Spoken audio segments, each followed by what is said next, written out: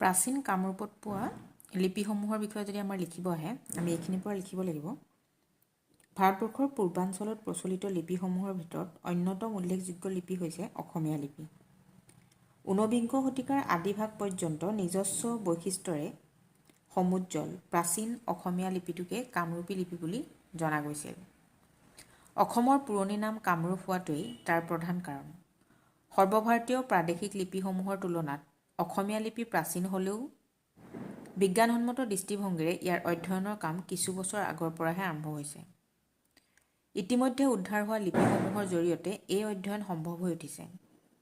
কোৱা বাহুল্য যে অসমীয়া লিপিয়ে এক সুদীৰ্ঘ পৰিক্ৰমাৰ অন্ততহে বৰ্তমানৰ নিতুল ৰূপটি পাবলৈ সমৰ্থ হৈছে।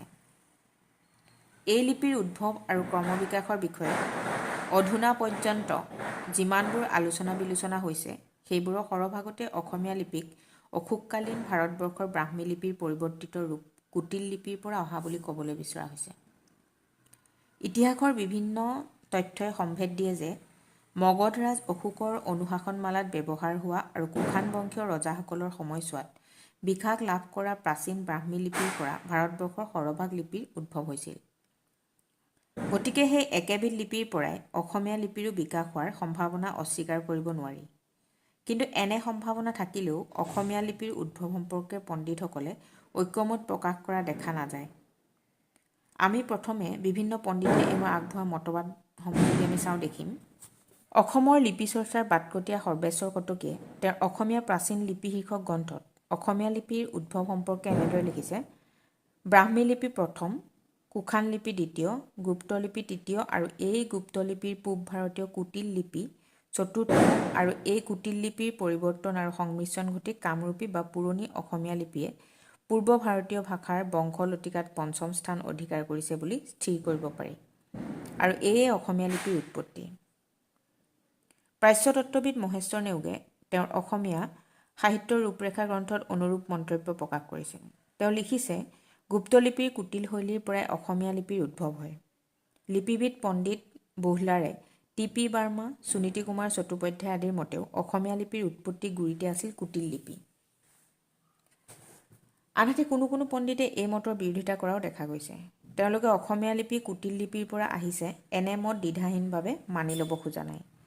তেওঁলোকৰ এনে ভিন্ন মতৰ মূল ভিত্তি হৈছে: প্ৰথমটো হৈছে কুটিলৰ পৰা উদ্ভৱ হোৱা অন্যান্য ভাষাৰ লিপিৰ গঢ়ৰ সৈতে অসমীয়া বা কামৰূপী লিপিৰ গঢ়ৰ তেনে কোনো সাদৃশ্য প্ৰত্যক্ষ কৰা নাযায়, বৰং ভালেমান ক্ষেত্ৰত বৈসাদৃশ্যহে চকুত পৰে। দ্বিতীয়টো হৈছে কুটিল লিপিৰ উদ্ভৱৰ সময় খ্ৰীষ্টীয় ষষ্ঠ শতিকা বুলি ধৰা হৈছে, কিন্তু অসমীয়া লিপিৰ নিদৰ্শন খ্ৰীষ্টীয় পঞ্চম শতিকাৰ পৰাই পোৱা যায়। খ্ৰীষ্টীয় পঞ্চম শতিকাৰ আদিভাগৰ নগাজৰি খনিকৰ গাঁৱৰ প্ৰস্তৰখণ্ড লিপি সেই একে শতিকাৰ শেষভাগৰ নীলাচল পাহাৰত পোৱা ৰজা সুৰেন্দ্ৰ বৰ্মাৰ দ্বাৰা খোদিত উমাচল শিলালিপি এটাৰ প্ৰমাণ দাঙি ধৰে।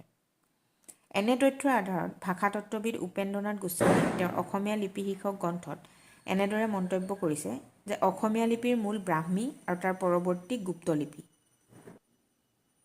উমাচলৰ শিলালিপি আৰু নগাজৰি খনিকৰ গাঁৱৰ লিপিত পোৱা আখৰবোৰক গুপ্ত লিপিৰ আখৰবোৰৰ সৈতে ৰিজাই চালে এই শিলালিপি দুখনৰ প্ৰায়বোৰ আখৰে গুপ্ত লিপিত পোৱা আখৰেৰে সৈতে একেটা ৰূপতে পোৱা যায়। আন এগৰাকী অসমীয়া লিপিবিদ নাৰায়ণ দাসৰ মতে গুপ্ত লিপিৰ পূৰ্বশৈলীয়ে বিভিন্ন ৰূপান্তৰৰ মাজেদি সৰু আহি দ্বাদশ শতিকাৰ কানাই বৰশী বোৱা তুৰস্ক ক্ষয়ৰ শিলৰ ফলিত অসমীয়া লিপিৰূপে আত্মপ্ৰকাশ কৰেহি। অসমীয়া সাহিত্যৰ বিশিষ্ট বুৰঞ্জীকাৰ ডিম্বেশ্বৰ নেওগ ডাঙৰীয়ায়ো অনুৰূপ ধাৰণাকে পোষণ কৰিছে।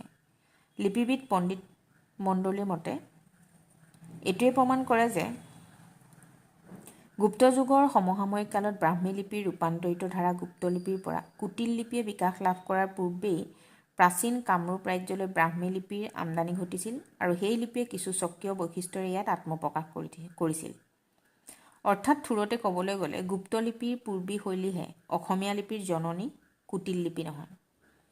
অৱশ্যে এইটোও সত্য যে গুপ্ত যুগৰ ব্ৰাহ্মী লিপিৰ উত্তৰ ভাৰতত প্ৰচলিত পূৰ্বী শাখাৰ পৰা ক্ৰমাৎ বিকাশ লাভ কৰা অসমীয়া লিপিত অইন শৈলীতকৈ কুটিল শৈলীৰ প্ৰভাৱ অধিক স্পষ্টভাৱে পৰিছে। প্ৰাচীন কামৰূপ ৰাজ্যত ব্যৱহৃত লিপিৰ প্ৰথম নিদৰ্শন হৈছে খ্ৰীষ্টীয় পঞ্চম শতিকাৰ আদিভাগৰ নগাজৰি খনিকৰ গাঁৱৰ প্ৰস্তৰ খণ্ড লিপি। ইয়াৰ পাছত খ্ৰীষ্টীয় ৫ম শতিকাৰ শেষ ভাগত খোদিত হৈছিল উমাচল শিলালিপি। এই লিপি দুখনত ব্যৱহাৰ হোৱা হস্ৰই ক খ গ প্ৰথম চ বৰ্গীয় জ দ মূৰ্ধন্য ন দন্তীয় ত দ দন্তীয় ন প ব ভ ম জ ৰ ল ৱাব্য দন্তীয় হ হ ৰা জা মূৰ্ধন্য ন তাতাকাৰ ধি কত দীঘৰিকাৰ কি গৈ গু কট ৰিকাৰ আদি আখৰৰ মিল কুটিলতকৈ গুপ্তলিপিৰহে ওচৰ চপা। খ্ৰীষ্টীয় ৭ম শতিকাৰ কামৰূপাধিপতি ভাস্কৰ বৰ্মাৰ ডুবি আৰু নিধনপুৰ তাম্ৰশাসনৰ দুখন আখৰাৰ ৰূপ আকৌ কিছু ভিন্ন। সেয়ে হ'লেও এই দুখন ফলিত ব্ৰাহ্মী আৰু গুপ্তলিপিৰ আখৰৰ গ্ৰহো প্ৰত্যক্ষ কৰা গৈছে।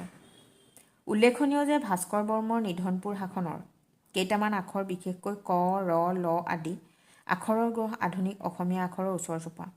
ইয়াৰ পৰৱৰ্তী ৯ম শতিকাৰ পৰা ১০ম শতিকাৰ আদিভাগৰ অভিলেখসমূহত প্ৰয়োগ হোৱা একক আৰু সংযুক্ত ব্যঞ্জন তথা বিবিধ স্বৰৰ বিশেষকৈ আকাৰ হ্ৰস্বইকাৰ আদি চিহ্নই আধুনিক ৰূপ ল'বলৈ আৰম্ভ কৰে। এই সময়ছোৱাৰ বনমালা বৰ্মাৰ পৰ্বতীয়া শাসন, তৃতীয় বলবৰ্মাৰ উত্তৰ বৰবিল উলুবাৰী আৰু নগাঁও তাম্ৰলেখত এনে ৰূপ সততে লক্ষ্য কৰিব পাৰি। উদাহৰণস্বৰূপে উল্লেখিত লিপিকেইখনৰ অ আ হ্ৰস্বউ দীৰ্ঘউ এ ঔ খ গ ঘ বৰ্গীয় জ নিয় ধ ত থ দ ন ফ ব ম জ ল মূৰ্ধন্য ষ দন্তীয় স হস্ৰন্ত অনুস্বং বিসৰ্গ নয়ত্ৰান্ত ত্ৰ ন্যয়জাঞ্জ শৈবয় স্ব লয় ল গণয় ন হৈময় স্ম ময়ময় ম নয়দ্ৰয়ান্ত কট ৰিকাৰ ৰৈ ৰু ৰত দীঘৰুকাৰ আদি স্বৰ ব্যঞ্জন আৰু যুক্তাক্ষৰৰ গ্ৰহ আধুনিক অসমীয়া লেখীয়া। মুঠতে খ্ৰীষ্টীয় ৫ম শতিকাত আৰম্ভ হোৱা অসমীয়া লিপিয়ে খ্ৰীষ্টীয় ৯ম-১০ম শতিকাত কিছু ভিন্ন ৰূপ পৰিগ্ৰহ কৰে আৰু অৱশেষত দ্বাদশ শতিকাৰ কানাই বৰশী বোৱা তুৰস্ক নিৰ্মূলৰ শিলৰ ফলিত পৰিশুদ্ধ অসমীয়া লিপিৰূপে আত্মপ্ৰকাশ কৰে। অৱশ্যে যিকোনো কাৰণতে নহওক কিয় অসমীয়া লিপিৰ ইতিহাস অধ্যয়নৰ ক্ষেত্ৰত খ্ৰীষ্টীয় ৭ম শতিকা পৰ্যন্ত যি ধাৰাবাহিকতা পোৱা গৈছে তৎপৰৱৰ্তী ৮ম শতিকাত কিন্তু এই ধাৰাবাহিকতা ৰক্ষিত হোৱা দেখিবলৈ পোৱা নাযায়। আন কথাত ৮ম শতিকাৰ সময়ছোৱাত খোদিত কোনো ধৰণৰ শিলালেখ তাম্ৰলেখ আদি আজিকোপতি উদ্ধাৰ হোৱা নাই। নিদৰ্শনৰ অভাৱত এই এটা শতিকাত অসমীয়া বা কামৰূপী লিপিয়ে কিমানখিনি অগ্ৰগতি লাভ কৰিছিল সেই বিষয়ে স্পষ্টকৈ জানিব পৰা নাযায়। যি কি নহওক ৯ম শতিকাৰ পৰা দ্বাদশ শতিকাৰ শেষলৈ কিন্তু অসমীয়া লিপিৰ এটা সুকীয়া স্তৰ প্ৰত্যক্ষ কৰা যায়। খ্ৰীষ্টীয় ত্ৰয়োদশ শতিকাৰ তুৰস্কক্ষয় বিষয়ক কানাই বৰশী বোৱা শিলালিপিৰ পাছত খ্ৰীষ্টীয় চতুৰ্দশ শতিকাৰ পৰা ঊনবিংশ শতিকাৰ আৰম্ভণি পৰ্যন্ত যিমানবোৰ অভিলেখ উদ্ধাৰ হৈছে সেইবোৰৰ ব্যৱহৃত লিপিয়ে আধুনিক অসমীয়া লিপিৰ বিকাশৰ সম্ভেদ দিয়ে। প্ৰাচীন কামৰূপত প্ৰাপ্ত ফলিসমূহৰ বিষয়ে যদি আমাক লিখিব আহে আমি এইখিনিৰ পৰা লিখিব লাগিব।